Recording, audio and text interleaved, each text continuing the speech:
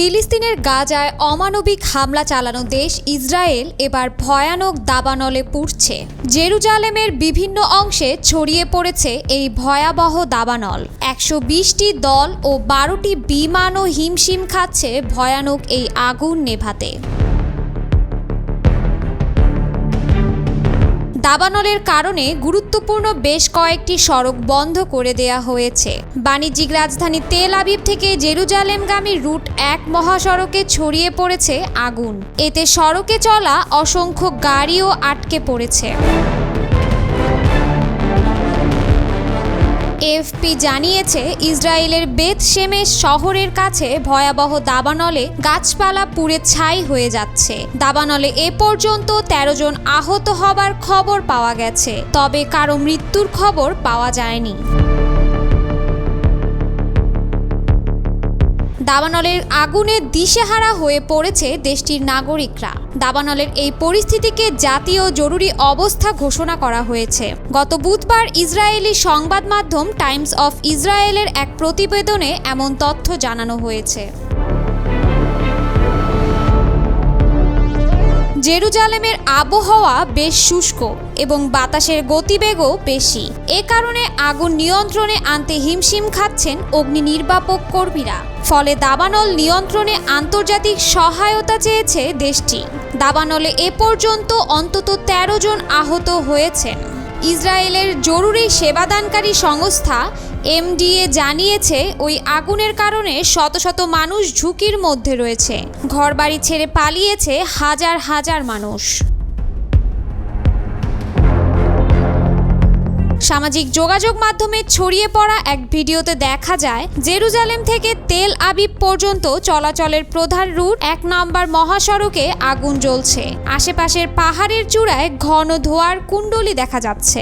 এ সময় অনেকেই গাড়ি ফেলে পালিয়ে যেতে বাধ্য হন। জেরুজালেম পার্বত্য অঞ্চলে ভয়াবহ দাবানলের প্রেক্ষিতে দেশটির প্রতিরক্ষা মন্ত্রী ইসরায়েল কাতস সেনাবাহিনী মোতায়েনের আহ্বান জানিয়েছেন। তিনি আইডিএফ প্রধান আইয়াল জামিরকে অবিলম্বে সামরিক বাহিনী মোতায়েন করে দাবানল নিয়ন্ত্রণে সহায়তা করার অনুরোধ জানান। প্রতিরক্ষা মন্ত্রণালয় থেকে প্রকাশিত এক বিবৃতিতে কাতস বলেন, আমরা এক জাতীয় জরুরি পরিস্থিতির মুখোমুখি। জীবনের নিরাপত্তা নিশ্চিত করতে ও আগুনের নিয়ন্ত্রণে আনতে সব ধরনের বাহিনী মোতায়েন করতে হবে। ইসরায়েলের পররাষ্ট্রমন্ত্রী গিদন সার দাবানল মোকাবেলায় সক্ষম এমন ইউরোপীয় দেশগুলোর সঙ্গে কথা বলছেন। তিনি তাদের কাছ থেকে উড়োজাহাজের সহায়তা চেয়েছেন। ইতালি ও মেসিডোনিয়া থেকে 3টি উড়োজাহাজ শিগগিরই ইসরায়েলে পৌঁছাবে বলে জানিয়েছে জাতীয় নিরাপত্তা কাউন্সিল। 1 সপ্তাহের ব্যবধানে এটি ছিল দ্বিতীয় দাবানল। বার্তা সংস্থা রয়টার্স জানায়, দাবানলের সূত্রপাত হয় বুধবার জেরুজালেমের উপকণ্ঠে অবস্থিত এশতাওয়াল বন থেকে। ইসরায়েলি পুলিশ বলেছে, তারা সন্দেহভাজন এক ব্যক্তিকে গ্রেপ্তার করেছে। ওই ব্যক্তি একটি খোলা মাঠে আগুন লাগানোর চেষ্টা করছিলেন বলে পুলিশের দাবি। এক বিবৃতিতে তারা জানিয়েছে, জেরুজালেমের পুলিশ কর্মকর্তারা পূর্ব জেরুজালেমের একজন বাসিন্দাকে হাতে নাতে ধরে ফেলেছে। ওই ব্যক্তি তখন শহরের দক্ষিণ প্রান্তের একটি খোলা মাঠে আগুন লাগানোর চেষ্টা করছিলেন। তার কাছ থেকে একটি লাইটার, তুলা ও অন্যান্য দাহ্য পদার্থ উদ্ধার করা হয়েছে। ইসরায়েলি পুলিশের দাবি, 50 বছর বয়সী সন্দেহভাজন ওই ব্যক্তি পূর্ব জেরুজালেমের উমতুবা এলাকার বাসিন্দা। উমতুবা এলাকায় আরব ফিলিস্তিনিরা বসবাস করে থাকেন। জেরুজালেমের অগ্নি নির্বাপক বিভাগের কমান্ডার শমুলিক ফ্রিডম্যান বলেন, ইসরায়েলের ইতিহাসে এটি সম্ভবত সবচেয়ে বড় দাবানল। তিনি সতর্ক করে বলেন, দ্রুত সময়ের মধ্যে ঘন্টায় 60 মাইলের বেশি গতিতে বাতাস বইতে পারে, যা পরিস্থিতিকে আরও ভয়াবহ করে তুলতে পারে।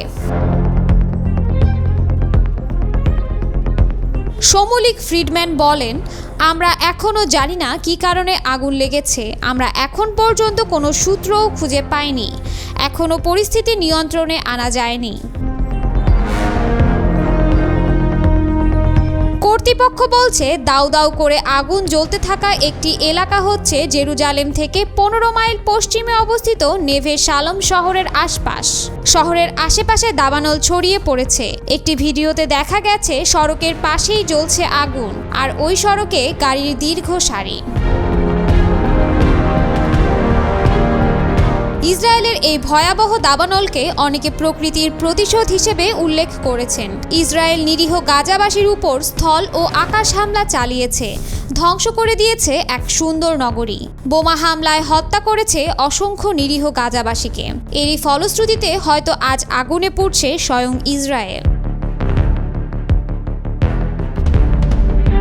ইসরায়েলের এই ভয়াবহ দাবানল আমাদের স্মরণ করিয়ে দেয়, আমরা ভুলে গেলেও প্রকৃতি সব মনে রাখে। সর্বশক্তিধর ব্যক্তিটিকেও মাথা নত করতে হয় প্রকৃতির কাছে।